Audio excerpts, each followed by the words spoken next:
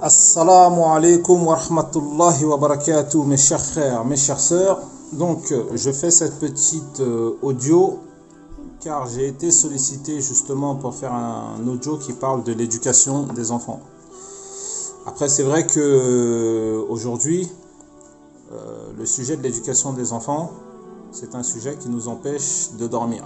Parce qu'aujourd'hui, quand on voit les enfants aujourd'hui du 21e siècle, le niveau d'ignorance, le niveau de parfois même de perversité qu'ils ont atteint, on ne peut que se dire la hawla wa la quwwata illa billah, Allah préserve mes enfants.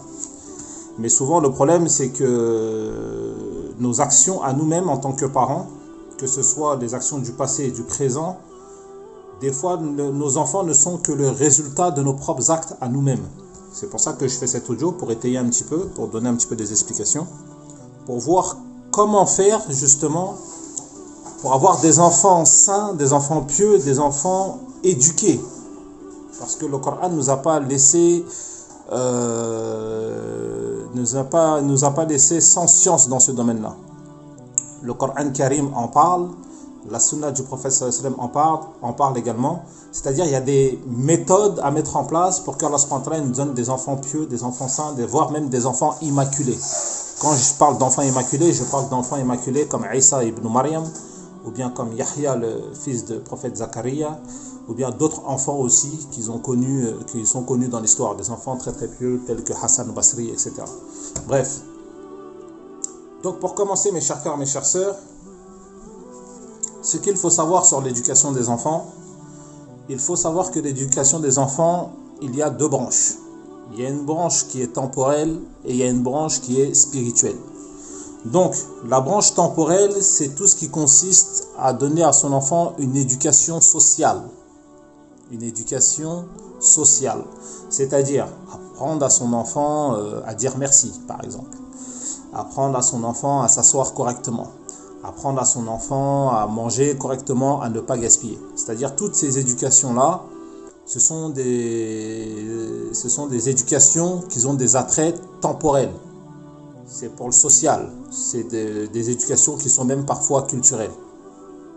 Et il y a une deuxième branche également qui est l'éducation spirituelle. L'éducation spirituelle, c'est tout ce qui relève de la piété des parents. La piété des parents, leurs adorations, qui font que par leur piété, leur adoration et la proximité qu'ils ont avec Allah subhanahu wa ta'ala, Allah subhanahu wa ta'ala leur donne des enfants pieux et leur donne des enfants souvent qui sont immaculés. C'est pour ça que je dis que l'éducation des enfants sont de deux. Il y a une partie qui est temporelle, il y a une partie qui est spirituelle. Donc pour revenir au temporel, le temporel ça dépend. Le temporel, il n'y a pas vraiment de solution universelle. Car chacun éduque son enfant en fonction du lieu géographique où il est, en fonction du contexte et en fonction de la vision qu'il a, de la manière dont il projette son enfant dans l'avenir. Je vous donne un exemple. Celui qui veut que son enfant devienne un boxeur professionnel, il va lui faire une éducation un petit peu plus militaire. Une éducation un peu à la spartiate, c'est-à-dire vraiment une éducation rude. C'est-à-dire l'enfant, depuis le bas âge, on va lui apprendre à être dur avec sa propre personne, que ce soit dans les entraînements physiques, etc. Vous avez comme exemple encore, un exemple concret, vous avez les deux championnes de tennis, Serena et Venus Williams, qui sont des femmes qui ont un très très haut niveau. Après, je ne sais pas si elles font encore du tennis, je ne sais pas si elles ont encore pris leur retraite. En tout cas, de l'époque où elles faisaient du tennis, elles étaient quasiment imbattables. Mais quand vous regardez l'éducation que leur père leur a donnée, il leur a donné une éducation de spartiate. Ce sont des filles à l'âge de 7 ans. Leur père, il les réveillait le matin pendant que tous les enfants dormaient. Et ils allaient faire du footing pendant je ne sais pas combien d'heures. Ensuite, il leur faisait faire des entraînements physiques, des abdos, des pompes. Vraiment une éducation spartiate. Pourquoi ? Parce que lui, ce père-là, il avait une vision, il avait un objectif pour ces enfants-là. C'est pour ça l'éducation temporelle, il n'y a pas vraiment de technique universelle. Parce que ça dépend du contexte, ça dépend également de l'objectif que les parents ont pour leurs enfants. Si vous partez également dans un contexte en Afrique par exemple, où les sociétés sont un petit peu plus communautaires, les parents ne s'occupent pas de l'éducation de leurs enfants. Pourquoi ? Parce que la communauté s'en charge. Les parents ne surveillent pas leurs enfants, t'étais où, c'est qui ton avec qui tu traînes, qui est ton camarade, etc. N'allez pas dans tel endroit, etc. Pourquoi? En tout cas, avant, comment ça se passait? Dans les sociétés africaines qui étaient très communautaires. Bon, maintenant, ça s'occidentalise un petit peu, ce qui est dommage. Mais avant, la communauté se chargeait de l'éducation des enfants. Donc, les parents n'avaient pas besoin de se charger de ça.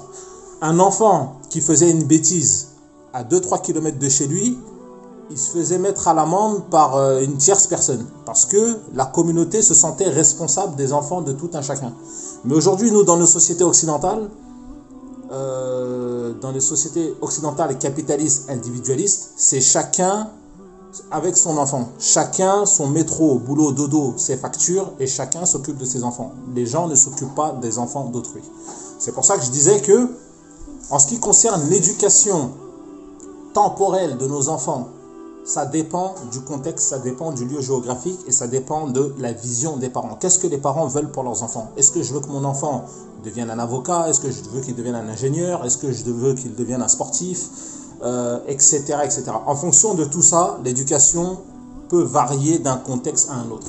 Donc moi, pour faire court, pour fermer cette porte-là sur l'éducation temporelle, j'ai envie de vous dire, en gros, si vous voulez, allez demander à Montessori et elle va vous expliquer. Demandez à Montessori et elle va vous expliquer comment faire pour bien éduquer son enfant, etc. Etc., etc. Bon, faut pas tout prendre, hein, parce que des fois, quand elle dit que l'enfant,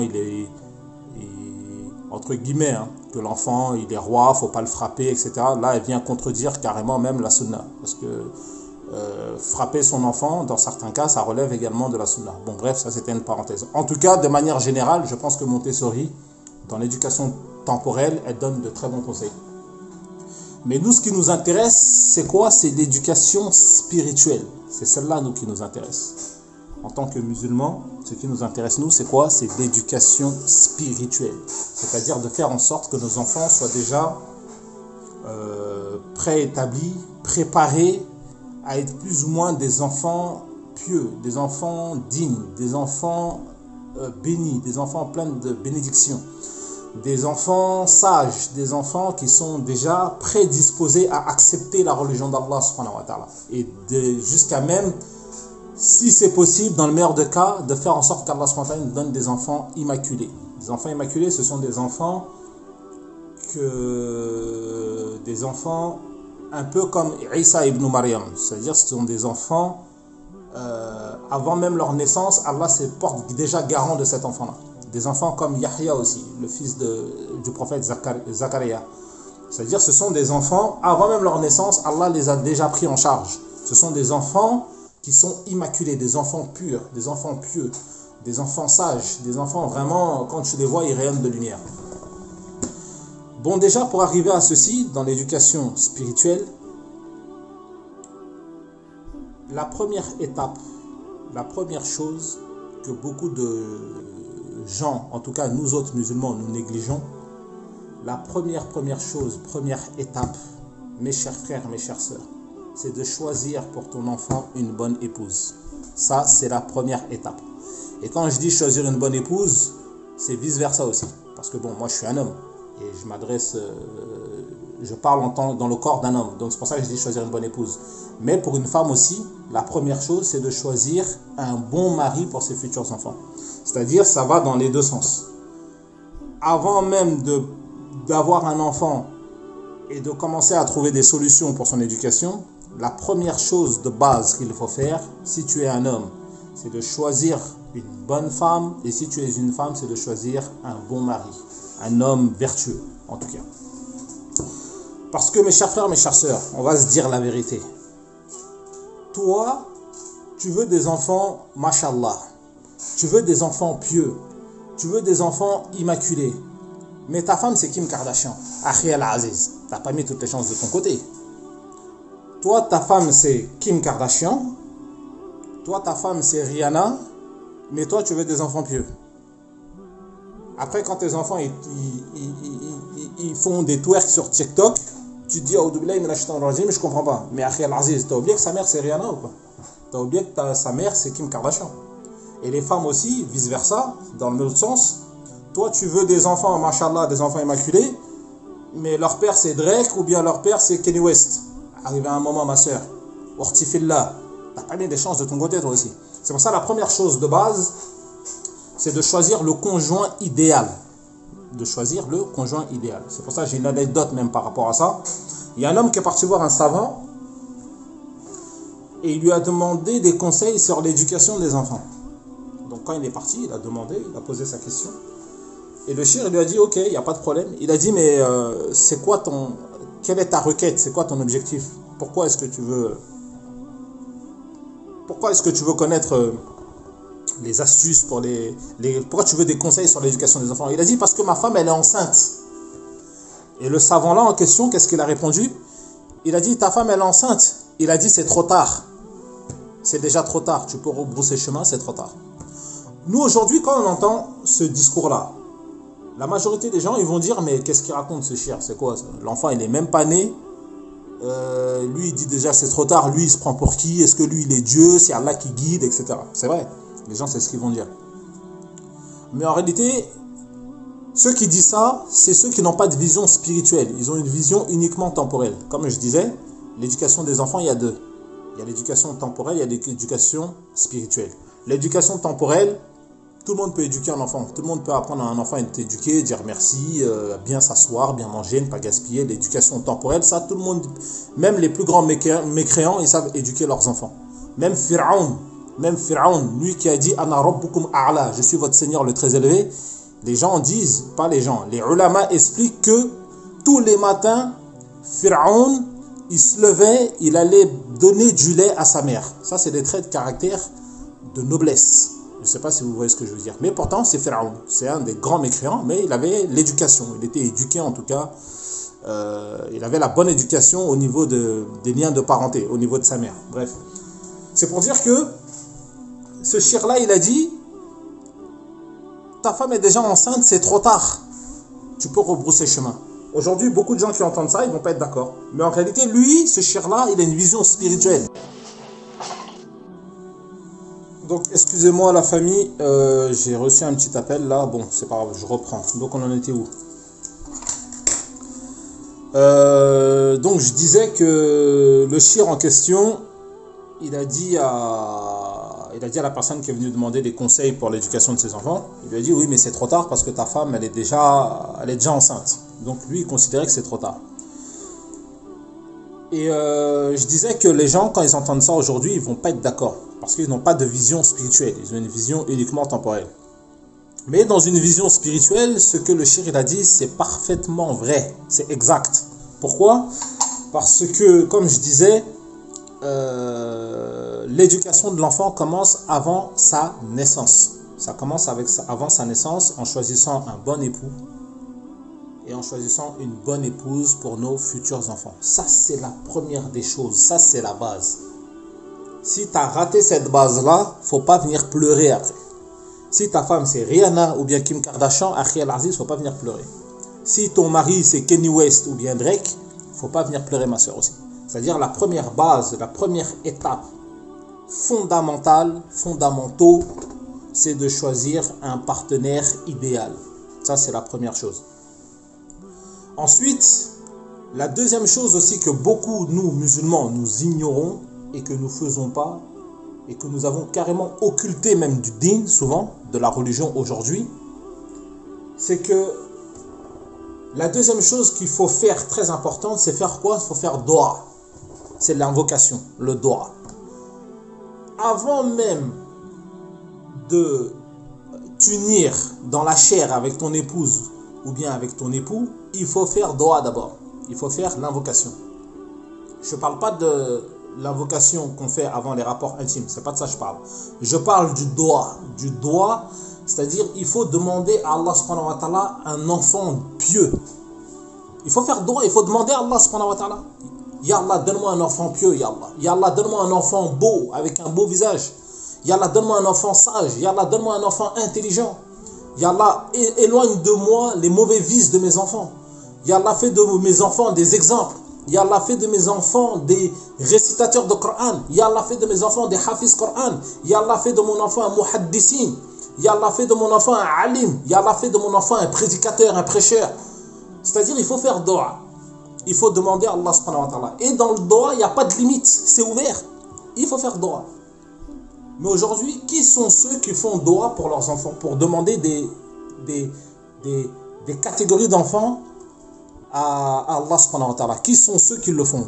Très très rare. Les gens ils font doua quand ils voient c'est déjà gâté. Quand ils voient il y a des problèmes, ils font doua. Ils disent ya Allah, mon enfant il est stikmi, mon enfant il est bizarre, ya Allah corrige-le, fais comme ça. Mais t'as déjà gâté le truc. C'est toi t'as foiré le truc. Maintenant t'appelles Allah du truc que t'as foiré et tu veux qu'Allah il corrige. Mais toi t'as foiré dès le début en réalité. Tu vois, si Allah il te fait miséricorde, Allah il peut arranger un petit peu. Mais si Allah il l'arrange pas, tu peux te plaindre qu'à toi-même en réalité. C'est-à-dire la deuxième chose, comme je disais, c'est quoi? C'est le doua. Il faut faire doua et il faut demander à Allah subhanahu wa ta'ala. Maintenant, je vais vous montrer d'où ça vient dans le Coran. Coraniquement, sunnatiquement aussi, ça c'est mon mot à moi, j'aime bien dire ce mot, je sais qu'il n'existe pas. Mais coraniquement, sunnatiquement, je vais vous montrer d'où ça vient, le doua. Si vous regardez dans le Coran Karim, dans Surat Maryam, si vous regardez dans Surat Maryam, vous allez voir que le prophète Zakaria, qu'est-ce qu'il dit à Allah subhanahu wa ta'ala? Attends, j'ai le Coran à côté de moi, je vais vous lire le passage. Alors, Surat Maryam, verset 3, à partir du verset 3, on va lire tout le verset dès le début, à partir du verset 2. Alors, c'est un récit de la miséricorde de ton Seigneur envers son serviteur Zakaria, lorsqu'il invoqua son Seigneur d'une invocation secrète. C'est-à-dire, Zakaria, il veut un enfant. Il veut un enfant, mais la première chose qu'il fait, il fait quoi? Il fait doua. Qu'est-ce qu'il dit? Il dit, mon Seigneur, il dit, mes os sont affaiblis et ma tête s'est enflammée de cheveux blancs. Ça veut dire, ya Allah, mes os sont affaiblis, je suis devenu vieux, ya Allah. Et ma tête est enflammée de cheveux blancs, c'est-à-dire tous mes cheveux sont devenus blancs par la vieillesse. Je n'ai jamais été malheureux et déçu en te priant, ô mon Seigneur. Il fait les louanges maintenant d'Allah subhanahu wa ta'ala. Parce que même dans le doua, ça c'est une parenthèse qui n'a rien à voir avec le sujet. Quand on fait doua, mes chers frères, mes chères sœurs, il faut d'abord vanter les mérites d'Allah subhanahu wa ta'ala. Montrer à Allah sa faiblesse, ensuite vanter Allah subhanahu wa ta'ala, ensuite faire le doua. Des fois, nous on vient dire qu'Allah, je veux ça, je veux ça. Mais Allah, c'est pas ton pote. Il y a une manière, il y a une éthique, il y a une pudeur à avoir vis-à-vis d'Allah. D'abord, tu parles avec Allah avec délicatesse, tu te rabaisses, comme fait le prophète Zakaria. Ya Allah, moi je suis faible, je suis vieux, il se rabaisse d'abord. Ensuite, il fait les louanges d'Allah. Il dit, Ya Allah, jamais je t'ai évoqué, j'ai été déçu. Il fait les louanges d'Allah subhanahu wa ta'ala. Bon, ça c'était une parenthèse. Ensuite, il dit, je n'ai jamais été malheureux et déçu en te priant, ô mon Seigneur. Je crains le comportement de mes héritiers après moi et ma propre femme est stérile. Accorde-moi de ta part un descendant. Ça, c'est le doua qu'a fait le prophète Zakaria. Il demande à Allah subhanahu wa ta'ala un enfant. Bon, maintenant, quelqu'un qui fait doua, qui demande à Allah subhanahu wa ta'ala un enfant, et Allah accepte son doua, est-ce que Allah va te donner un enfant? C'est un shaitan? Mes chers frères, mes chères sœurs, réfléchissons. Toi, tu fais doua. Comme je disais tout à l'heure, j'ai fait des exemples de doua. Je dis, Allah, donne-moi un enfant pieux, un enfant muhaddis, un enfant qui lit le Coran, un enfant prédicateur, etc. Si Allah il a accepté, imaginons, supposons qu'Allah il accepte ton doua et l'enfant il vient. Est-ce que Allah il va te donner un enfant? C'est un shaitan. Est-ce que Allah il va te donner un enfant bizarre? Si tu as fait doua et qu'Allah il a accepté ton doua, c'est fini. Allah, cet enfant-là, le résultat de ton doua va se manifester devant tes yeux. C'est pour ça la première chose que nous on néglige, déjà comme le chéri disait, ta femme est enceinte, c'est trop tard. Pourquoi? Parce qu'avant même que la femme elle soit enceinte, il faut choisir déjà une bonne mère ou bien un bon époux. Maintenant, deuxième chose aussi, ne pas oublier le doua, chose qui est primordiale. Et ensuite, je continue à lire. Et Allah il répond à son doua maintenant en disant, ô Zakaria, je t'annonce la bonne nouvelle d'un fils et son nom sera Yahya. Nous ne lui avons pas donné auparavant d'homonyme. C'est-à-dire, avant Yahya, personne n'a jamais porté ce nom. Et Zacharie dit, ô mon Seigneur, comment aurais-je un fils quand ma femme est stérile et que je suis très avancé en vieillesse? Allah lui dit, ainsi sera-t-il. Ton Seigneur a dit, ceci m'est facile. Et avant cela, je t'ai créé alors que tu n'étais rien. Ô mon Seigneur, dit Zacharia, accorde-moi un signe. Allah dit, ton signe sera que tu ne pourras pas parler aux gens pendant 3 nuits, tout en étant bien portant. Les versets qui viennent, Maintenant, dans le verset 12, Yahya, maintenant, l'enfant, il est venu, Allah lui a accordé un enfant. Cet enfant-là s'appelle Yahya. Maintenant, Allah, il dit, qu'est-ce qu'il dit? Il dit, oh Yahya, tiens fermement au livre. Nous lui donnâmes la sagesse alors qu'il était enfant. Ça, c'est le verset 12. Zakaria, il fait dua, il demande à Allah subhanahu wa ta'ala un enfant. Allah répond à son invocation, il lui donne un enfant. Il fait de son enfant un prophète. Et Allah, regardez dans le verset 12 qu'est-ce qu'il dit. Il dit, nous lui donnâmes la sagesse alors qu'il était enfant. Qu'est-ce que ça veut dire? Si Allah il avait juste dit, nous lui avons donné la sagesse. On aurait dit, ouais, bah, Allah lui a donné la sagesse, bah, ouais, et alors? Mais Allah il a précisé, alors qu'il était enfant. Ça veut dire, c'est un attrait spécifique que les enfants ne disposent pas. Mais vu que cet enfant est immaculé, qu'il est le résultat d'un doigt, il est le résultat d'une invocation acceptée déjà de la part d'Allah, non seulement le père, il est pieux, c'est quelqu'un qui est rapproché, c'est un prophète, Allah lui donne un enfant immaculé qui à bas âge a déjà la sagesse. La sagesse aujourd'hui, de sciences certaines, avec des études, il est prouvé que l'homme devient sage à partir d'à peu près 40 ans. Il faut avoir à peu près une quarantaine d'années pour avoir la sagesse. C'est pour ça que tous les prophètes et messagers, en dehors de Isa alayhi salam, qui a reçu la prophétie, on va dire, un peu plus jeune, tous les prophètes messagers, en tout cas, connus, ils ont reçu la prophétie à l'âge de 40 ans. Parce que c'est à l'âge de 40 ans qu'un homme, on va dire, est complet dans son intelligence, dans sa sagesse, etc., etc. J'en passe et des meilleurs. Donc, Allah dit dans le verset, nous lui donnâmes la sagesse alors qu'il était enfant, ainsi que la tendresse de notre part et la pureté, et il était pieux. Vous voyez? C'est pour ça que je disais que le droit, c'est quelque chose de primordial. Celui qui fait un enfant, qui a oublié de faire droit, de demander à Allah subhanahu wa ta'ala, vraiment, il a vraiment raté beaucoup de choses. Ça ne veut pas dire que c'est foutu, mais il y a déjà une étape déjà qui a été négligée. Maintenant, je vais vous raconter aussi autre chose. Ça, on ne le trouve pas dans le Coran. Si, on le trouve dans le Coran. Excusez-moi. On le trouve dans le Coran, mais il y a beaucoup de détails qu'on ne trouve pas dans le Coran, qu'on trouve dans le Tafsir. Vous regardez par exemple Maryam alayhi salam. Maryam alayhi salam, elle aussi, c'est une enfant immaculée, qui va donner également un enfant immaculé, Isa alayhi salam, Jésus. Mais ce que les gens ils oublient beaucoup, c'est que Maryam est le résultat aussi d'un doigt, d'une invocation. Pourquoi? Parce que sa femme, la femme de Imran qui est aussi un prophète, elle était stérile. Et elle a fait une invocation, elle a fait un doigt.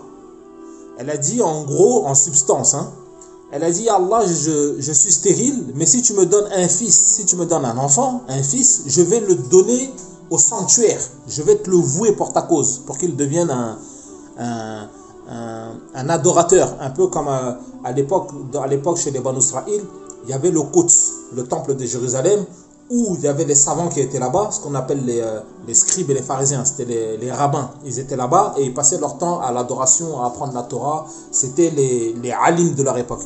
Donc la mère de Maryam alayhi salam étant stérile, elle a fait une invocation, un doigt. Elle a dit, Allah, si tu me donnes un enfant, un fils, je vais le vouer pour ta cause. C'est-à-dire, je vais aller le déposer au sanctuaire, je vais te le donner. Allah, il a répondu à son invocation, mais Allah, il ne lui a pas donné un fils, il lui a donné une fille. Je ne sais pas si vous comprenez. Allah, il lui a donné une fille immaculée. Donc elle, qu'est-ce qu'elle dit? Elle dit, Allah, je t'ai demandé un fils, mais tu m'as donné une fille. Mais elle a tenu sa promesse. Elle est partie déposer Maryam alayhi salam au Quds, au temple. Bon, après, l'histoire, elle est longue, je ne vais pas rentrer dans tous les détails. Et Maryam alayhi salam fut la première femme de l'histoire qui a grandi dans le monastère avec les rabbins. Ça n'a jamais existé auparavant. Exception à la règle qui a été faite pour qui? Pour Maryam alayhi salam. Elle est la seule femme de l'histoire chez les Banu Israël qui a grandi dans le temple, dans le Quds, parmi les hommes, et qui a grandi dans une atmosphère de religieuse, de digne, tout en apprenant la science avec les hommes. Ça n'a jamais existé sauf Maryam. Et vous regardez le Coran Karim également, vous n'allez pas trouver un seul nom de femme si ce n'est pas le nom de Maryam alayhi salam. Le seul nom de femme mentionné dans le Coran Karim, c'est qui? C'est Maryam. Il n'y a pas d'autre nom. Et il y a une sourate même carrément qui porte le nom de quoi? De Maryam. Mais elle est le résultat de quoi? De ce que je disais tout à l'heure. Elle est le résultat d'un doigt, d'une invocation.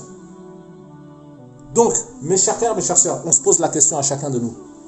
Tous nos enfants là, qui sont alignés là, hein, les Mamadou, les Binta, Fanta, tout ça là, qui s'alignent là, qui sont là derrière nous là, quand on les regarde, est-ce qu'on a fait doigt, hein? Ils sont là, ils nous fatiguent, ils font des bêtises tous les jours, là, on attrape notre tête, on n'arrive pas à dormir. Mais est-ce qu'on a fait doigt? Est-ce qu'on a fait doigt? Venons, on se dit la vérité. Est-ce qu'on a demandé à Allah? Avant qu'eux ils arrivent là, ils nous fatiguent. Est-ce qu'on a fait doigt? Bon, chacun a sa réponse. Donc ça, c'est deuxième étape, le doigt, l'invocation. Ensuite, maintenant, le prophète alayhi salatu wa salam, lui aussi maintenant, avant l'acte charnel, il nous donne des invocations aussi à faire. Des invocations, le prophète il dit, quand vous voulez aller au rapport charnel avec vos épouses, vice-versa pour les femmes avec leur époux, il y a une invocation à dire. L'invocation, c'est Bismillah d'abord. Bismillah, Allahummaini a'udubika min al-khubsi. Là, je suis en train de faire la doigt des toilettes, excusez-moi. Bismillah, Allahumma janibna shaytana wa janibi shaytana marazaqtana. C'est-à-dire, le doigt, on dit, Ya Allah, je te demande protection, je te demande de nous protéger contre shaitan. Et je te demande aussi la protection de shaitan, de la chose que tu vas nous octroyer, c'est-à-dire un enfant. C'est-à-dire, s'il vient de cet acte-là un enfant, que cet enfant-là aussi soit préservé de shaitan. Alors, Rasul sallallahu alayhi wa sallam nous a dit, avant de toucher votre femme de manière charnelle, il faut faire cette invocation-là. Mais aujourd'hui, beaucoup de musulmans, ils font pas ça. Le gars, il vient, la femme, elle vient, ils enchaînent direct, pas d'évocation, pas de bismillah, pas d'ablution, rien. Ils viennent comme ça, ils enchaînent. Et toute chose qui est faite sur laquelle il n'y a pas l'évocation d'Allah, les shaitans y participent. Les shaitans y peuvent participer.